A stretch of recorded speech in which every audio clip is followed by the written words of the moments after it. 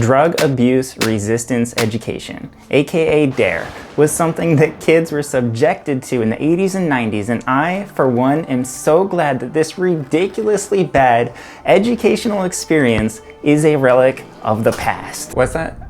It's still around? Well, at least its impact is limited to America. Oh, it's international? When I was a kid, I, like most kids, didn't know what drugs were. I didn't even know that they existed. I had never heard of them. There was no reason for me, as a small child, to be an expert on drugs. I'm sure that at some point, the scope of my world would have expanded to include drugs, but thanks to D.A.R.E, I didn't have to wait that long. One day, early in elementary school, D.A.R.E, the massive, publicly funded educational program costing taxpayers over $600 million every single year, sent a police officer to my classroom with a suitcase full of drugs to role play a drug deal. Because we all know that the best way to prevent people from doing something that they don't even know exists is to teach them that it exists and then show them how to do it. Hey, kid, psst. Yeah, you want to meet up after school behind the bleachers and buy some nose candy? Nose candy? Yes, that sounds amazing. The way that D.A.R.E worked was that a police officer would come into your classroom and deliver a 45-minute monologue about how certain types of mushrooms could make you hallucinate and see things that were previously only alive in your imagination. They made it sound so cool. Marijuana could alleviate pain and make bad music sound good, even if it wasn't normally a genre that you would be into when you weren't high. That was the scariest part, to be honest. No way was I about to take drugs and end up listening to shitty music and thinking it was good. Then the cop would role play a drug deal with the kids, asking them if they wanted to buy drugs.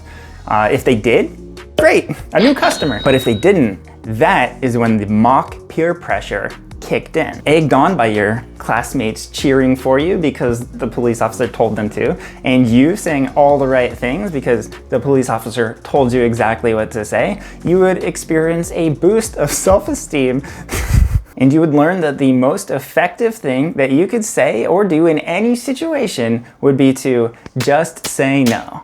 That was the catchphrase. I think that because of how bad D.A.R.E was, people forget that the program wasn't just about drugs. It was also about creating snitches. Yes, that's right. One of the main objectives of D.A.R.E was to turn kids into rats. Here's what marijuana looks like, little Timmy. Here, hold it. Smell it. Does that smell like anything that you've ever smelled before? Where did you smell that? Yes, who are you with? D.A.R.E put these little snitch boxes in classrooms across the country and encouraged kids to write down the names of anybody that they knew that acted kind of funny, you know?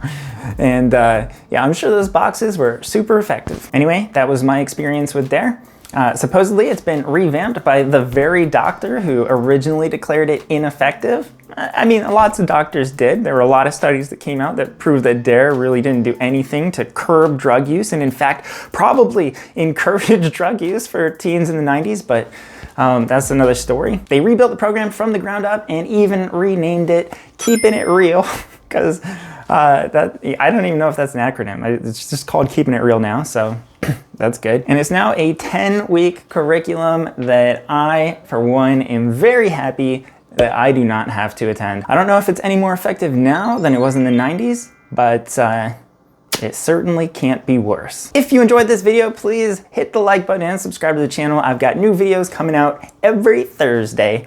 Bye. I was gonna say peace, and then I started to say bye. Anyway, see ya.